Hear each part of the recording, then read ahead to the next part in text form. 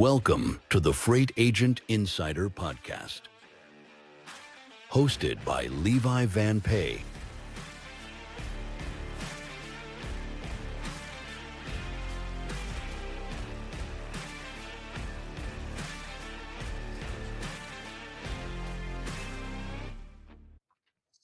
And welcome to Freight Agent Insider.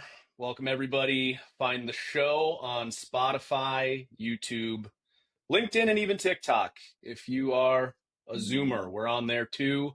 Find us at Freight Agent Insider. Every episode is going to feature a different killer. Today, we've got the famous Gavin Teague with us. Nice to meet you, Gavin. Good to have you. So, Gavin, would love to kind of dive right into it, I guess, and give us a scoop, man. How did you get to where you are now? We're in the same spot. So, Select Transport.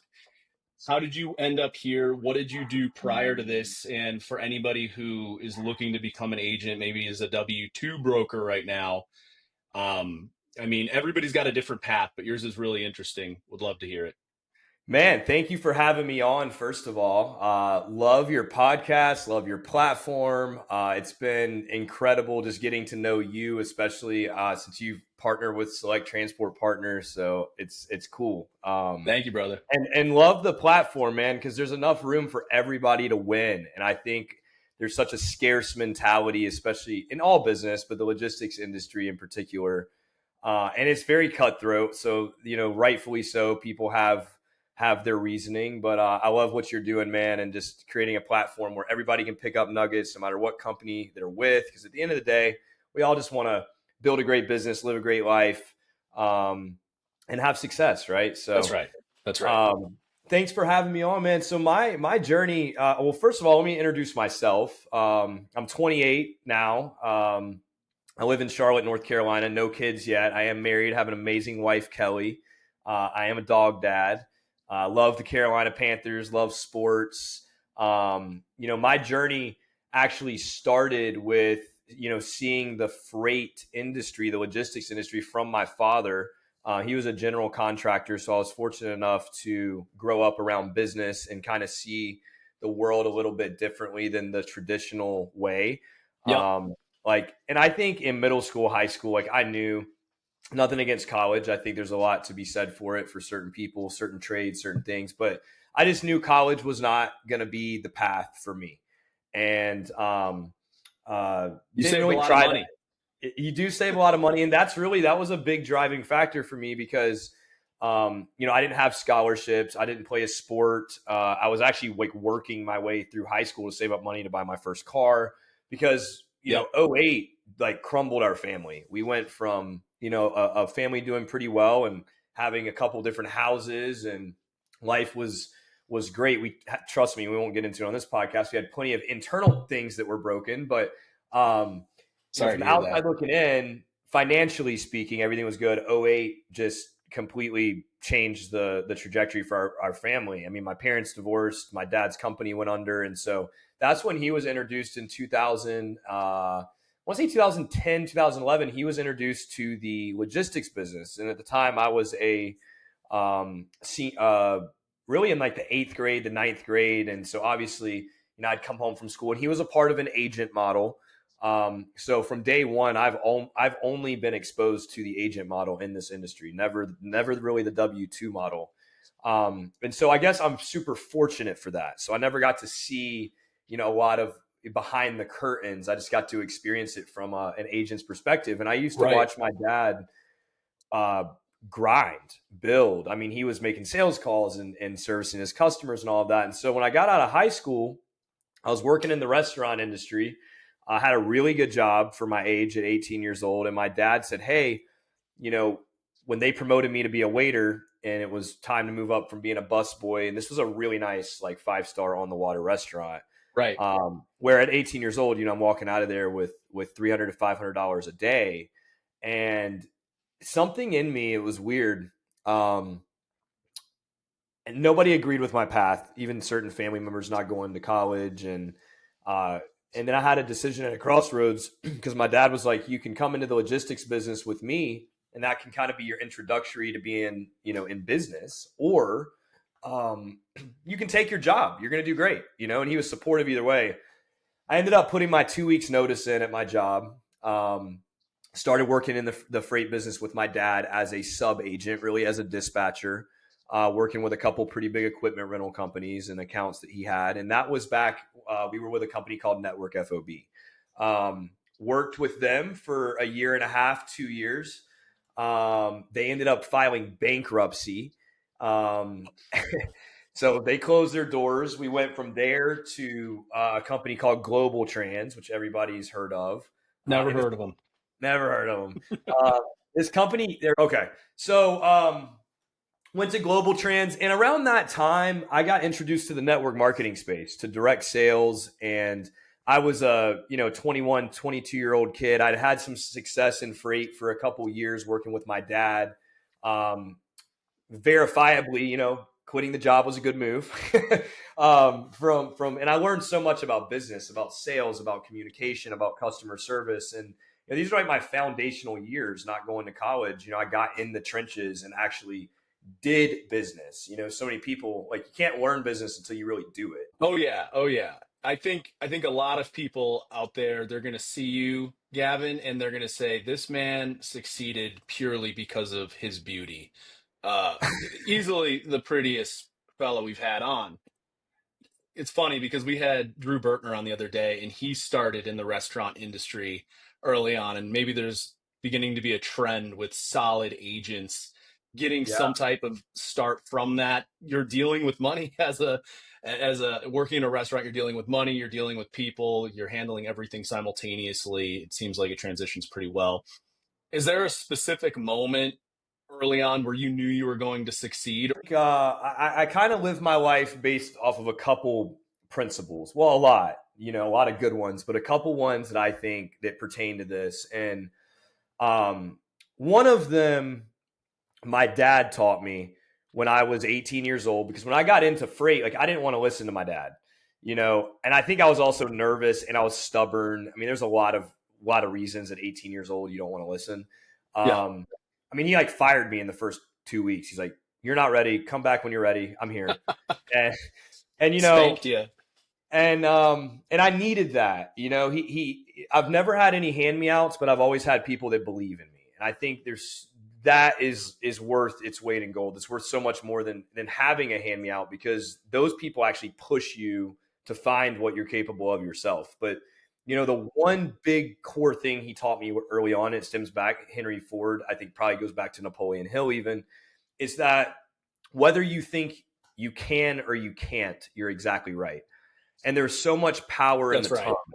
There's power in the tongue. There's power in our words. And I think, first you think about something and then you feel something. First you think, then you feel, then you do, and then it's real. And so I think that all success starts in the mind. And I also believe that all failure stays in the mind. And That's so I mean, that's just the core. That was like the core thing that pushed me, is like, what I'm telling myself matters. What I'm telling myself is the truth. So if I say that I'm great, I'm great. If I say that I can do this, I can do this. And I think so many people, they don't realize the language they're actually speaking into their own life every single day. And it starts with their thoughts and what they're paying attention to. And so many people, they pay attention to the distractions, which are put in place for that very reason, to distract us, to keep us in the matrix, to keep us trapped, to keep us in a 9 to 5, to keep us, yeah, essentially 100%.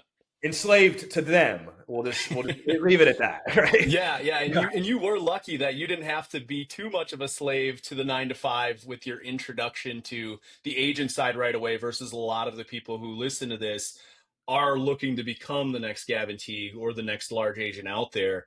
And I think what you're talking about is so important. Your mind and your mentality is going to dictate so much of what you can do and what you can't do.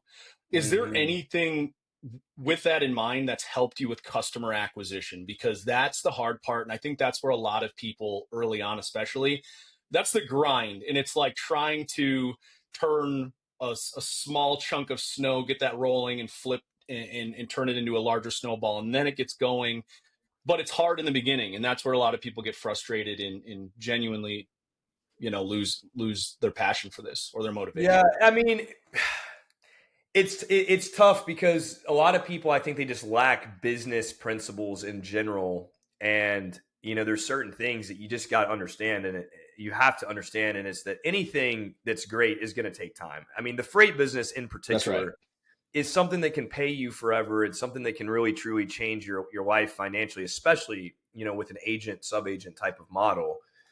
But it's hard, man, and it's stressful. And a lot of people might come to a podcast and be like, "Oh yeah, yeah," but no, it is hard. It is not for everybody. Like being an entrepreneur is not for everybody because the reality is most people need somebody to tell them what to do every day. Most people Mm-hmm. need the guarantee of having the guaranteed check every week, and you know, it's hard as shit, man. It really, truly is. When it comes to customer acquisition, I try to look at it as relationship acquisition. I look at everything in Mm, business as being a farmer. So look at it like you're planting seeds, and every time you follow up with that customer, every time you reach out to see what they have that's going on that you might be able to help with, every time you ask a valuable question, that's key. A lot of brokers, they just talk, they tell them what they can do. Find out what your customer even wants. Where are they lacking? Like, how do you know you're even offering what where they're lacking, right? A lot of brokers are that's trying to right. solve problems that aren't even problems. So Mm-hmm. figure out the problems that the customer has. And if they don't have any, what okay, great. Move on to the next. I think so many people they sit here and try to beat this dead horse. If the customer is not going to use you and you've identified that there really aren't any problems, everything's going well, move on, right? Like That's it. you're here to solve a problem for them, That's right. not anything more than that. So Yep. you got to look at it from a relationship standpoint. You got to actually ask questions to find out what is not going perfectly, what's not going right, or deliveries showing up late, or is their current broker just giving them a price and they can't get them a truck whenever the order's ready? Is there you know, is there not enough communication? Do they not get tracking? Do they not have a portal, or do they not have visibility? Or is it rates? I don't like to get in with customers just off of rates though, because if they'll let you in, they'll let anybody in. That's right. That's a very And good point. so I try to focus on everything except rate, because if you solve their problems, typically they're willing to pay more. And I so really like that. I really I like that. I don't lead with rate because that's what everybody leads with. And if you want to have success, you got to be different, and you got to be different quick. Absolutely. You have a couple seconds to differentiate yourself. People figure out each other very, very quickly within the first few seconds. Do you typically, when you prospect, and you might be too big for prospecting these days and just managing your load, I mean, we could barely connect today because you were so busy, and that just speaks to what you're doing in your success. Is there a methodology to the prospecting you do itself, whether that's like local shippers around you? Are you reaching out to just like niche specific stuff all I over the mean, country? for me, I think people have to somewhat pick their lane that they want to be an expert in. Like for me, I move a lot of flatbed freight, step deck freight, some expedited box truck and sprinter van stuff. I personally, not saying I wouldn't, but I don't do produce. I don't do a lot of like household goods and like dry van stuff and all that. I know there's a lot of money in it, and people might hear this and be like, "What? You're missing out." Well, like, I could say, "Well, you're missing out on flatbed." That the whole point is there's Right. so much opportunity. And I didn't really fall into this niche by choice. It's just kind of where I started. And when I think of companies, naturally, I think of, I like to think commodity first and then reverse engineer it. Like, right? Like, of course, I would love to be in, if I like moving equipment, right? I'd love to be in with like a Sunbelt Rentals and move every load for Sunbelt Rentals. But the thing is, it's like, my methodology, I personally go after smaller companies where I can build a real loyal relationship with them and they can really count on me.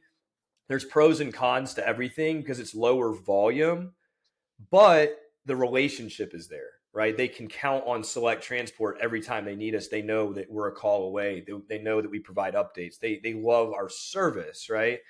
Um, I tend to focus on service oriented and customers that prioritize service. And I personally like moving. I don't say I like this. This is what we do. A lot of stuff that's like 911 emergency, like something needs to be to a job site. I like Hmm. doing the hard stuff because anybody can go after the easy stuff. Right. And if it's easy for every broker to do, well, then your competition's massive. If it requires prompt communication, selling the driver on it, over width, over dimensional, whatever it is in my specific niche, I can differentiate myself because not a lot of people are willing to put in the grind. Not a lot of people answer the phone at 7:30 to move a load That's right. because they're W-2. They're home. That's right. So customers actually prefer the agent model too. They don't know why, really, outside of the fact that they're available, but W-2 agents ain't there at 7 o'clock at night. Yeah, yeah. I think it kind of goes back to the old expression, I got a guy for that, got a gal for that.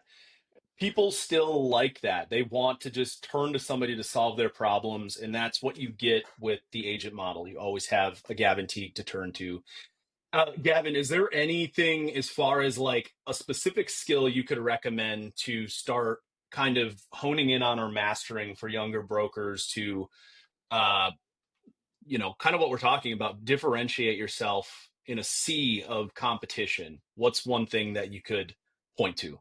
Belief, belief, and Straightforward. truly like belief in your core that you can do it, belief that you're going to get through the tough times, belief that you're going to be blessed and you're going to reap what you sow, right? And if you go plant a lot of the right seeds and you have the right attitude, I truly believe that God blesses us no matter what. And Love it. Yep.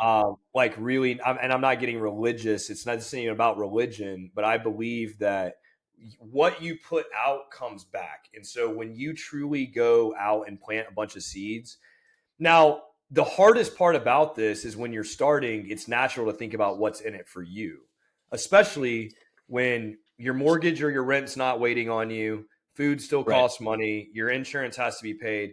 I would tell the person out there that's like really, truly, that is like, I am committed. I want to do it. I've got to do it. I know what my future looks like.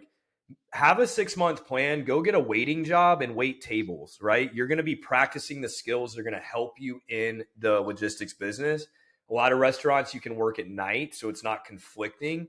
Like double down, that pays your bills while you build your business. I think that We got to start getting some restaurant sponsors for this podcast, because like every episode we're just hyping up restaurants and well, restaurants it and teaches so much follow up. It teaches yeah. presentation. Obviously, the financial part. You're selling yourself as a waiter or a waitress, and it's all service. It's so true. But any kind of job where it can alleviate, or go hustle, go mow yards, go do anything. And I mean, I know a lot of people, they're going to say, well, I have this limitation, this limitation, this limitation. Sure, you do. But you know what? Yeah. We all have limitations. And I think I'll tie that into this, is that you have to turn your excuses into your reasons. Like a lot of people, they'll use their kids as the excuse of why they can't do something. No, that should be the reason that you do it. That should be the reason that you take a risk. That should be the I love that. reason. Like, show your kids that their parent is a badass and going to take a risk and going to make it happen. Like, you've got to think, people got to think bigger, faster. And it all goes into belief, and it all goes into, you know, what you truly believe about yourself, because it's not just belief about freight. You got to have belief about yourself, belief about your industry, belief about your company, and belief about your product or your service that you're offering. If you're lacking in any of those four pillars right there, then you're not going to ever develop full conviction. So like for me, I believe in myself. And I believed in myself when I came to Select and had very little business, and they took a bet on me, and I said, I will not let you guys down. I'm going to make it happen. Right. And I was doing right at about 10,000 a month, like barely at the minimum to even become an agent. And I said, I'm going to do it. I'm going to make it happen. And it's a whole story for another time. But my brother, Grayson Teague, and my dad, Martin Teague, they're also agents with Select. And so There's a they lot of took a Teagues. bet. A lot of Teagues in the Teague League. But they took a bet, and right now, we're not doing crazy numbers. I'm not a multi-millionaire, but you know what? I'm having fun. And, this model is beautiful. We've got a dispatching team. I'm starting to bring on sub agents and mentor them, people that aren't at the agent threshold and that want to just have like somebody to teach them. And it's so much deeper than just freight. It's entrepreneurship. It's personal development. It's understanding how to keep your money, preserve your money, invest your money. I mean, the game of business is a tough game, but you have to start. You have to start. And there's never a moment that is right to start.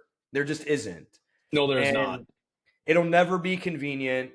It's never a good it's always the time to make a change. If you're already entertaining the idea of making a change, that should tell you something, right? You That's wouldn't right. even be entertaining the idea if you were truly happy for all the right reasons. And I would just challenge people to like get honest with yourself, get serious about your goals, and get honest with yourself, and stop telling yourself the story that you can't do it. Stop telling yourself the story that you got to play it safe.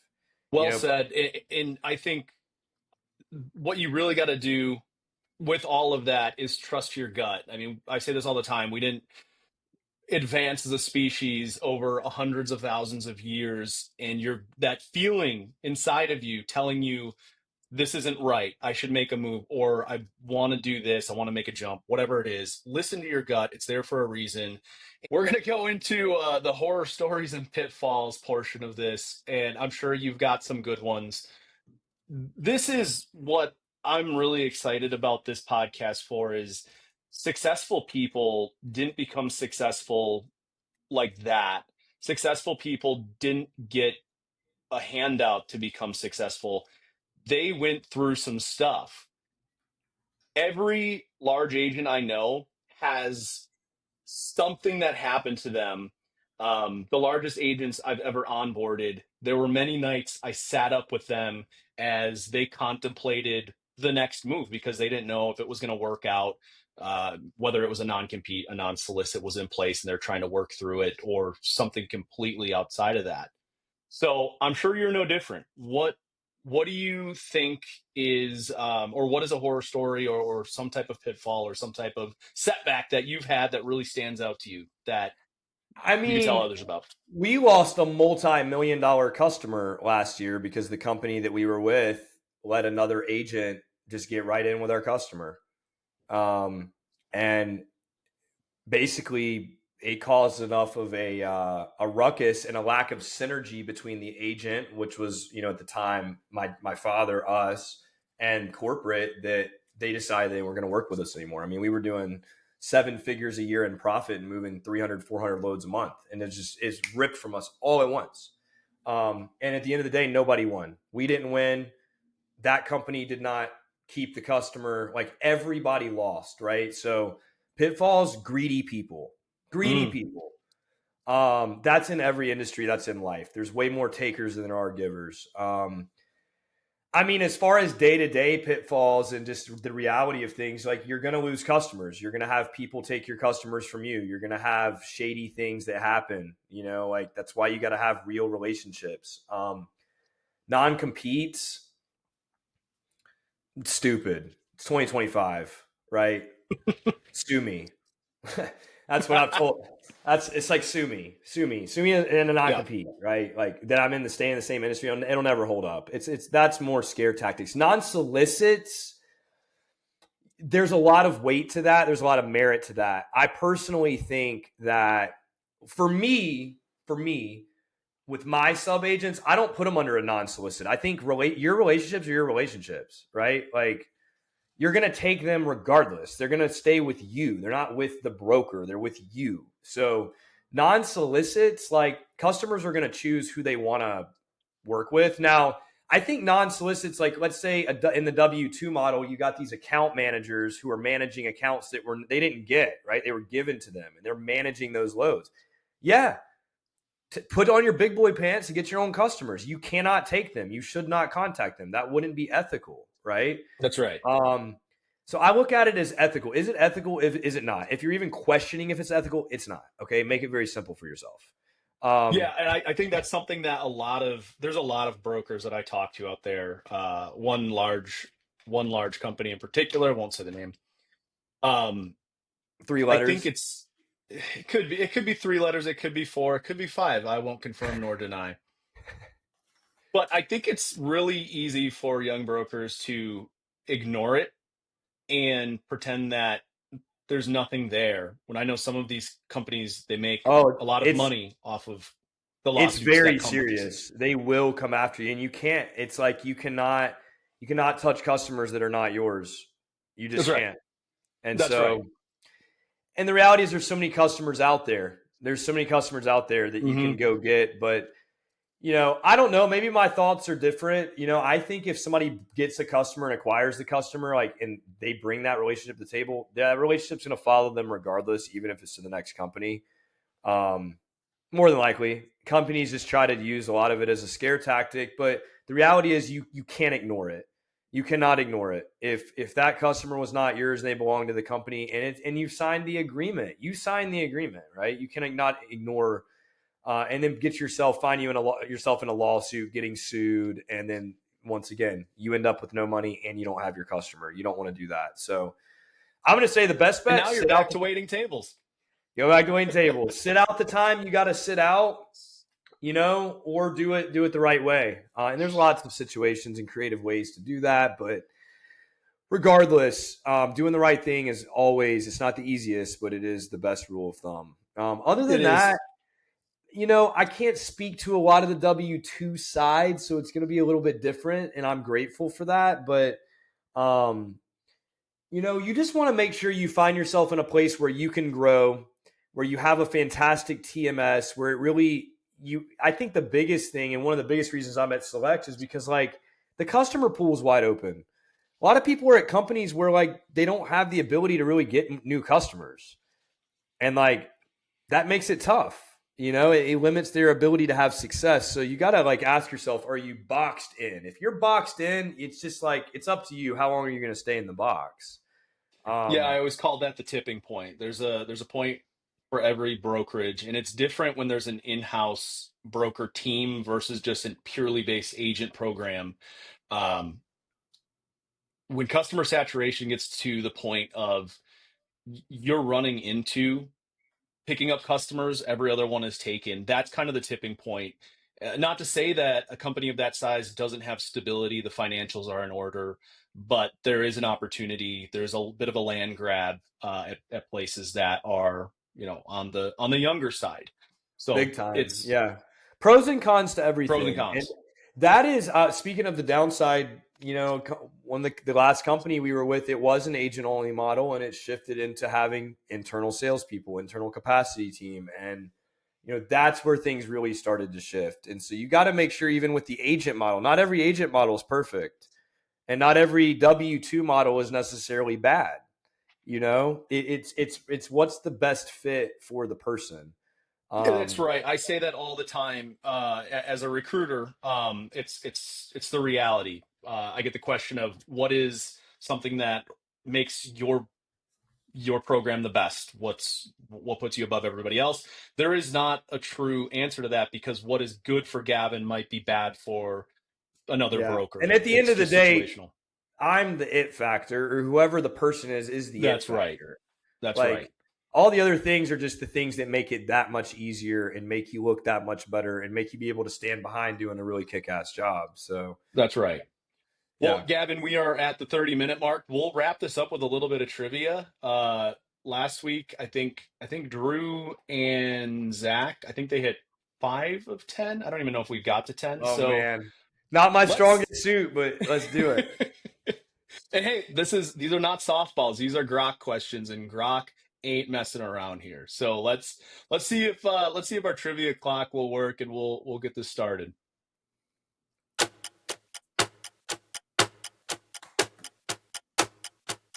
All right, question one. What is a broker's main role? To make sure that the customer's freight makes it from point A to point B.